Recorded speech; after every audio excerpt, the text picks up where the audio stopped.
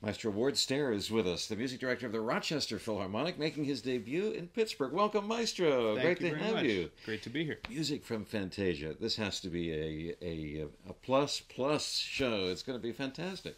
It's a great program. It's full of so many fantastic pieces. Of course, the images at this point are just iconic, and it's a great opportunity for people who may not have heard a live symphony orchestra before to hear really a tremendous breadth of the soundscape.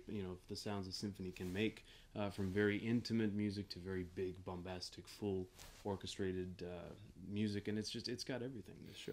So you've drawn from the two Fantasia films, the original from the 40s and then Fantasia 2000. Yeah. And what have you been able to pull together? They're all greatest hits. There are, yeah, it's we have. I would say most of the show is from the original 1940, and we end with two numbers from the Fantasia 2000, which are Firebird and Pomp and Circumstance, Elgar, which is just a great thing with Donald Duck and Noah's Ark and all sorts of things, a million animals coming in, and it's a visual and oral feast. And we see the film above the orchestra. Right. Excuse me. So yeah, when you come to the concert, you'll see a large screen directly over the orchestra.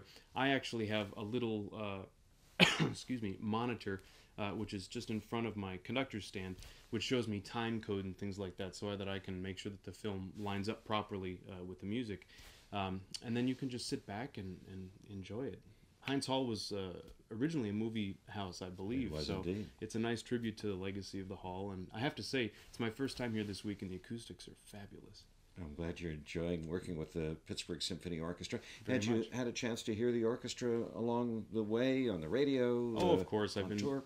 very familiar with this great orchestra for many years, so it's a great thrill this week to be able to make music with them. Any familiar faces among the players? A Anybody few. you know? It's a very small world, so yeah, a few people looked familiar, and lots of new friends I made this week too. Now, Fantasia is the entry point for a lot of people with classical music, and aficionados love to see it again. I wanted to look at it before coming down this weekend and enjoy it again. Do you have a favorite part of the animation? It's all so great. It is. I mean, at the risk of sounding like everybody else, I mean, the Sorcerer's Apprentice is really the iconic movement with Mickey and Stokowski's interpretation.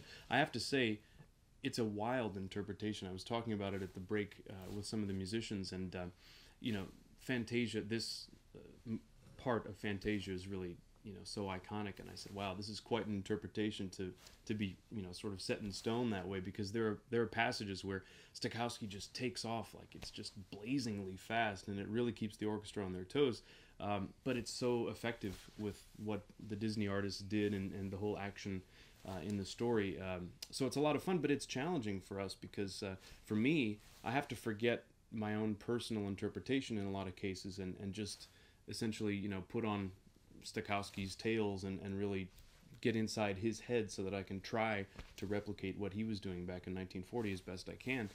So I think that's been a great challenge for me, and I've enjoyed the experience. And like I said, it really keeps the orchestra on its toes too.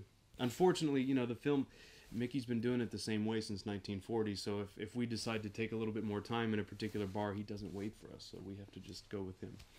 And in the movie, doesn't the conductor make a brief appearance? Don't we see Stokowski and Yeah. James Levine? There are two places. I don't think we see Levine in this one. I think, but we do see Stokowski twice. So that's always fun. I look up there and I see Stokowski.